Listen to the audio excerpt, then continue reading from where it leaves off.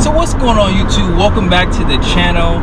Today I am driving a car you probably have never seen before, maybe just in passing, but this is my wife's car. It's a 2013 Lexus ES350. It has 65,899 miles on it, and officially today I got a build date. Are you ready for this? On a 2020 Dodge Charger Hellcat. Now, you guys probably kind of knew something was happening because I asked a question, and although I didn't get a lot of response from it, and that was a good thing because that's what I was expecting to happen. And I figured I want to kind of take my channel in two different directions. I love sports cars. To be completely honest with you, the reason why I'm so big into RVing is because it's a family-oriented thing, and buying sports cars isn't. You know, going to car shows, things like that. My son will love that, but my wife and my daughter could care less. So that's kind of why I'm so big into RVing, because it helps us to kind of spend time as a family, and I love doing it. I have fun doing it. But I really wanted to do something with automotive in terms of sports cars, and what better than a muscle car, especially with the wide body now that they have. I mean, when I saw the wide body, I knew earlier this year we were probably going to have a Hellcat, and I know that the Scat Pack comes in a wide body too. I just really wanted to go all the way. A lot of people told me, if you can afford the Hellcat, just get the Hellcat. And so I just formed an LLC for my YouTube channel, and I want to try to build business with this, and I want to try to build business credit.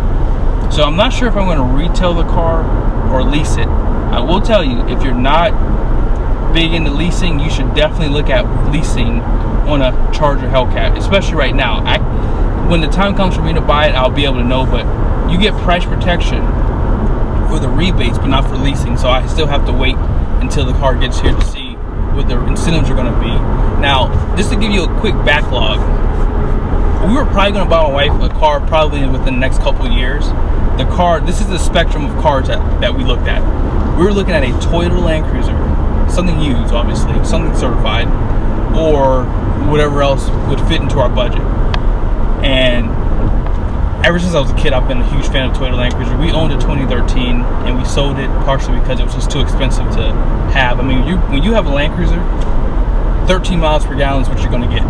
And obviously, I just felt like, man, this thing gets terrible gas miles. No matter what you did, you could be going downhill with it off 13 miles a gallon, no matter what.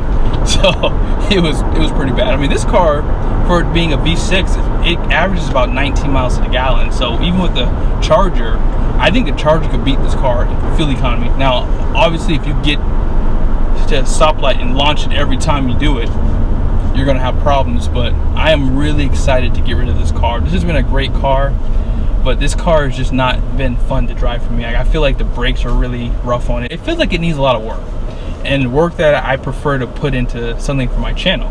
So hopefully when time comes, you guys will see the car. Now, as you guys may or may not know, I don't know if I said it yet, but we ordered the car on July 2nd. Last month, I was gonna order it and I got cold feet. And I figured, man, if they still have the $7 grand in rebates on the Hellcats, I'll order it in July. And when the end of the month came for June, the rebates went away at the beginning of July. So I said, I guess that answered my question. So then I worked with an entity of FCA, and they announced that the Charger was coming back with the $7 grand. It's like, oh, there it is.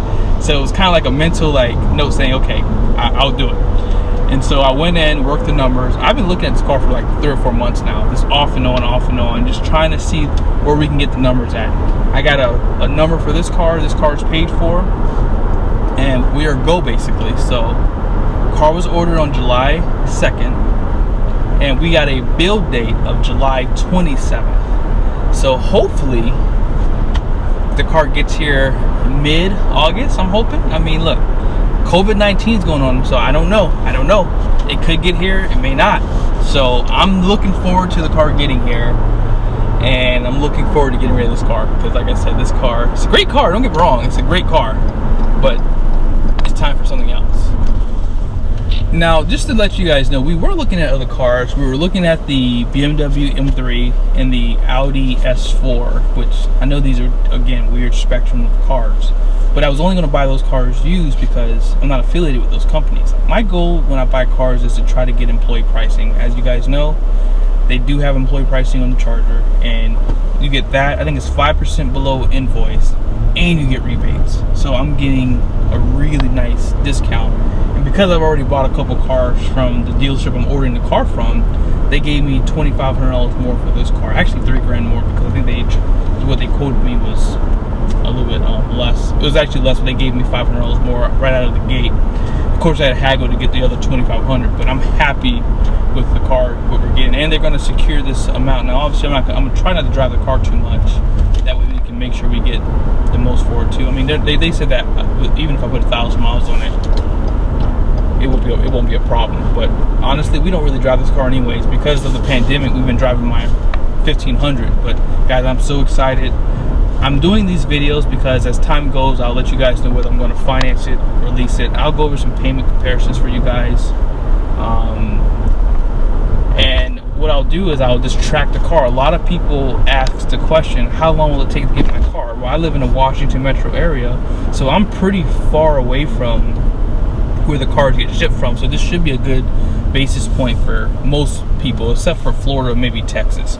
I think the cars that you guys get will probably take a little bit longer. But thank you again for your support in the channel. If you guys love Chargers, if you like sports cars, if you like drag races, I'm going to be doing some of those things on the channel. So be sure to subscribe and make sure you hit that bell notifications. Before we end the video, I want to show you guys around my wife's car, and I'm going to show you the damage on the car that I have to address with her before we get this next car. All right, so as far as this car goes, this is probably the best looking Lexus that they make. This has the ultra luxury package, so it does upgrade the wheels. It gives it the panoramic sunroof, and this car in white with that black roof looks amazing. It also gives you these little curtains in the rear seats, and it has one out back also. And as you guys can see, in this car, 7 years old, my wife is a beast at making sure her cars stay clean. She has a really good husband that helps her too. But even with my kids in the back, I mean everything looks really clean, well taken care of. And I mean, Lexus is a high quality car, so for the most part, the leather lasts a long time. Now I will say these seats, if you want to look like this for a long time, you gotta leather renew these things at least a couple times a month. Just take a spray bottle, spray it down, wipe it with the microfiber, and you won't have any rips or tears or any fading on the seats, as you guys can see here. But like I said, this car is well taken care of, and that's why I always fight to get as much money for my cars, because I know dealers don't get cars in like this. They're always trash for the most part, and I'm not going to take less money for a car that's been taken care of, because you're going to get a car and put it right on the lot and sell it quickly because it's been taken care of. Now on that bombshell though, every wheel on this car is pretty much curved, and this one being the worst right here. So I begged my wife, I says, please be careful when you drive your new car. Try to pretend like the curb is closer than you think. And even with the front bumper, unfortunately, you probably can see it from there. But, oh, yeah.